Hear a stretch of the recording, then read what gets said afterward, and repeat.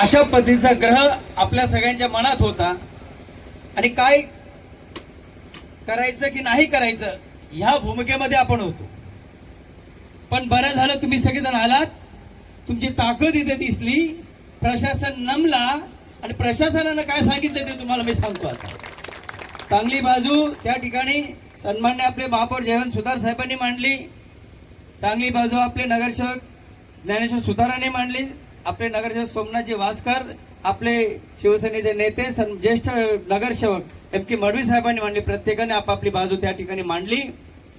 ती अशी बाजू मांडली, ही मैदानं आहेत आणि मैदानं ही राखली गेली पाहिजेत. महापालिकेच्या चुका त्या ठिकाणी लक्षात आणून दिल्या.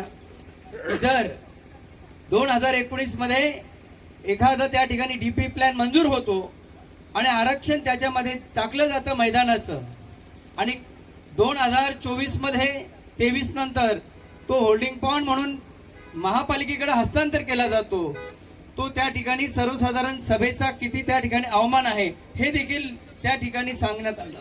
त्यांनाही तो विषय त्या ठिकाणी पटला. कसा त्या ठिकाणी मैदानाची गरज आहे ह्या गोष्टींची पूर्णपणे त्यांना ते कल्पना दिली. ते मिसगाईड झाले होते. त्यांना अधिकाऱ्यांनी देखील मिसगाईड केलं होतं. परंतु गेलेल्या आपल्या सगळ्या शिष्टमंडळानं आपली चांगली बाजू त्या ठिकाणी मांडली.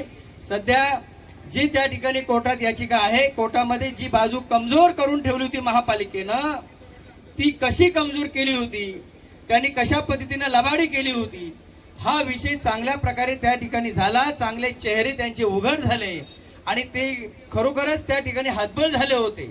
त्यांनाही तो विषय पटला की मैदान ही वर्तमान आणि भविष्यातली गरज आहे आणि ती गरज त्यांना पूर्ण करावीच लागेल. अशा पद्धतीची त्यांची भावना ती त्यांनी व्यक्त केली. जी त्या ठिकाणी त्यांच्याकडून चूक झालेली आहे ती चूक ते सुधारण्यासाठी कोर्टाकडे त्यांची बाजू मांडणार आहेत व राज्य शासनाकडे राज्य शासनाचे निर्देश त्यांना येतील. राज्य शासनाकडे देखील ते बाजू मांडणार आहेत की हा होल्डिंग पॉइंट नाही, तो होल्डिंग पॉइंट नाही, तो आपल्या जमिनीच्या लेवलवरचा त्या ठिकाणी सपाटीकरण केलेला प्लॉट होतो.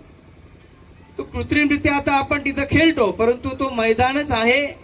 त्या ठिकाणी कुठल्याही प्रकारचा होल्डिंग पॉइंटचा विषय येता कामा नये आणि अशा पद्धतीनं त्यांच्याकडे मांडलेल्या बाजूच्या अनुषंगानं महापालिकेनं असा निर्णय घेतलाय की ती मैदानं त्या मैदानावर कुठल्याही प्रकारचा भरावाचा टेंडर वगैरे काही निघणार नाही.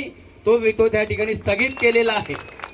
दुसरा विषय, त्यांच्या त्या मैदानांसाठी पुन्हा कोर्ट आणि शासनाकडे ते आपली बाजू मांडणार आहेत. या उपर जर त्यांनी त्या ठिकाणी लबाडी केली तर आपण पुन्हा या ठिकाणी येऊ. इथं थांबायचं नाही, त्यावेळी आतमध्ये जाऊन घुसून त्यांना ठेचून मारायचे आहे. त्यांना त्या ठिकाणी जागा दाखवू. परंतु आजच्या घडीला गेलेल्या शिष्टमंडळासोबत चांगल्या प्रकारची चर्चा झाली. त्यांना जे त्या अधिकाऱ्यांना देखील काही खालच्या अधिकाऱ्यांनी त्यांच्या वकिलांनी मिसगाईड केलं होतं ते आता त्या ठिकाणी त्यांचं पूर्णपणे व्यवस्थितपणे निदर्शन आलं. काही महानगरपालिकेच्या अंतर्गतल्या इतर भागातल्या बाजू देखील महापौरांनी एम.के. मडवी साहेबांनी त्यांना पटवून दिल्या. सगळ्या गोष्टी व्यवस्थित झालेल्या आहेत. एवढंच या ठिकाणी सांगेन की महापालिकेनं केलेली चूक महापालिका सुधारण्यासाठी त्यांनी तत्वता त्या ठिकाणी मान्यता दिलेली आहे की ती मैदानं आहेत आणि ती मैदानं राहिली पाहिजेत. ह्या मताशी ते सहमत आहेत. हाच मोठा आपला यासाठी आत्ताच्या घडीचा विजय आहे लक्षात. कारण तो विषय आपल्यामध्ये नव्हता.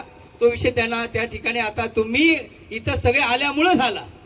तुम्ही जर आलाच नसतात, आपण हा मोर्चाचा प्लॅन या ठिकाणी खेळाडूंनी जर केला नसता तर कदाचित महापालिकेची ही चूक लक्षात आलीच नसती आणि महापालिका पुन्हा बेफाम त्या ठिकाणी सुटून आपले टेंडर त्या ठिकाणी पास करून भ्रष्टाचारासाठी मोकळे असते.